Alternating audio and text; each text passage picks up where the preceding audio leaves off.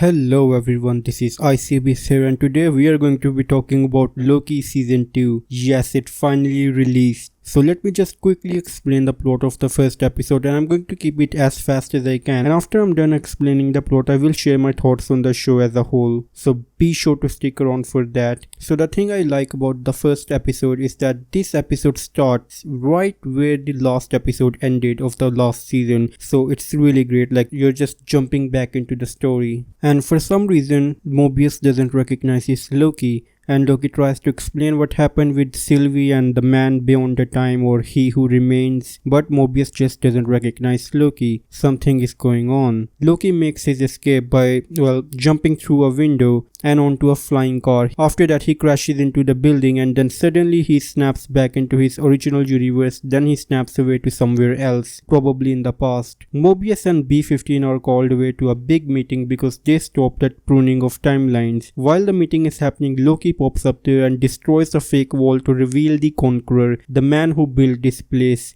Kang, or he who remains. After the meeting, Loki explains everything to Mobius and he explains that he keeps snapping back into the past when this place was being actually run by the Conqueror and he wasn't being very subtle about it. Mobius and Loki go to Obi, short for Ouroboros. I don't know why they picked this name for him. I mean, it doesn't really explain his personality. Maybe it will explain later on in the show why he's given that name. I mean, it's really weird why they would just give him that name. Obi explains that Loki is time slipping and to stop it from happening, Mobius needs to go to the temporal loom with an extractor to extract Loki after he prunes himself. Never thought I would say that, and I don't need to understand the science behind it, just go with it. Loki needs to prune himself basically means that he's going to erase his existence and then Mobius is going to drag Loki from the temporal loom. I'm not even going to pretend what temporal loom means, it is just beyond my capabilities. I'm a movie reviewer, I'm not a physicist or something, so please don't mind me. Before they can start, Loki is whisked away again, and this time not to the past but to the future. And for some god-awful reason, Loki doesn't have his pruning stick with him. I don't know why he didn't have it with him.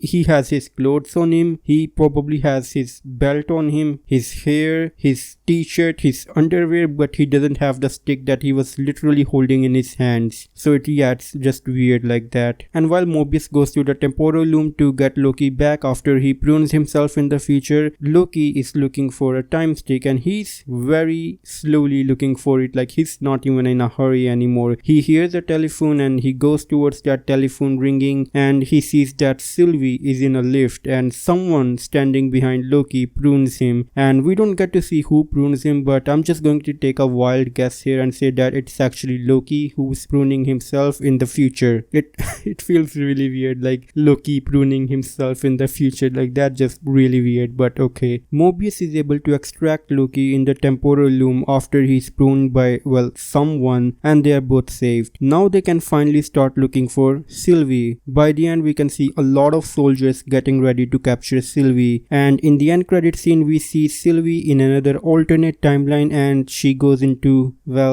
McDonald's. It's really painful. She just goes in there and they're not even trying to hide it that it's McDonald's. They just say it. They say Mac cheese or Mac burger or something like that.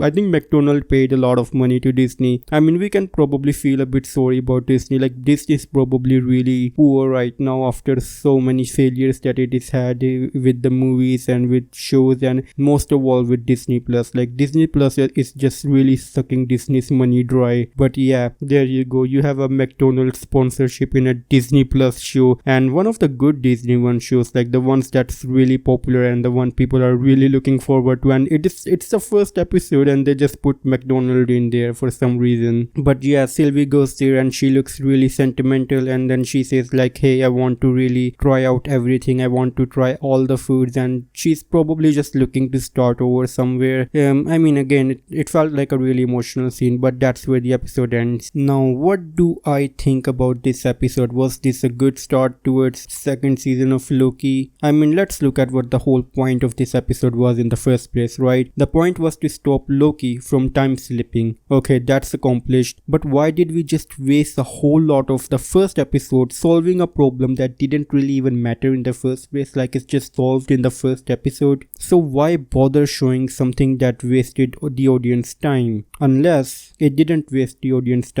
And maybe Loki time slipping back and forth from the past, he mostly goes into the past and he only once goes into the future, and by doing that they get to show a lot of exposition, and exposition is a big thing right now with this first episode. And I can forgive the first episode, but like, it's already has a first season and they could have explained a lot of exposition there, but they're still going strong with the exposition, and this is whole first episode feels like a lot of exposition, a lot of talking mixed in with humor and jokes to make it like more digestible for the audience. But again, there's just a lot of talking and exposition and jokes to make it feel more natural. But yeah, it still feels a bit jarring. But again, will it get better in the future? And my past experience tells me that it's probably not going to get better, because every time I watch an episode of a Marvel show and I'm not really impressed by it, and usually the first episode is really good and I hope that the later episodes will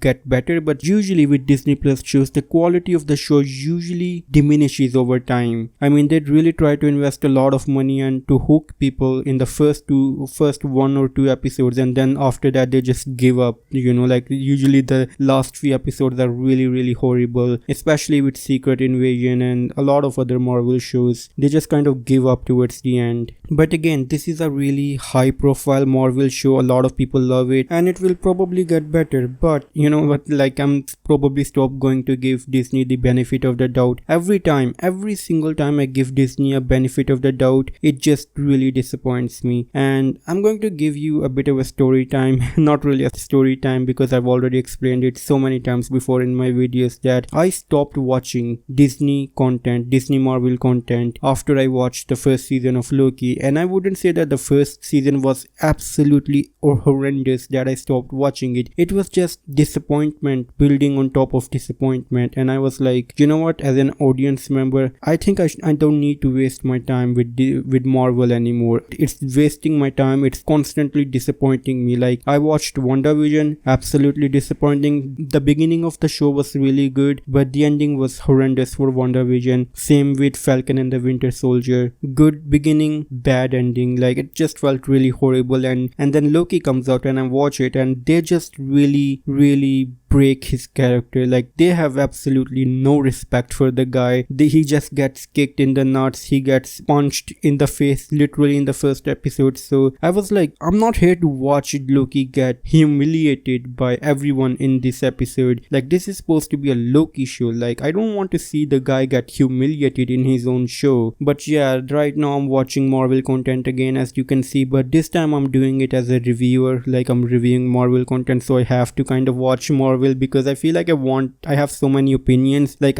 you have to realize that at some point, me as an audience member, I gave up on Marvel because I thought it's a waste of my time, and I didn't watch a lot of Marvel content coming out. I just gave up. Like, I only watched like the big movies like the Spider-Man No Way Home and Multiverse of Madness. Other than that, I just gave up on the rest of Marvel content. But yeah, those are my thoughts, and this is still the first episode, but let me know what you think about this show, and as always, it's time for a goodbye.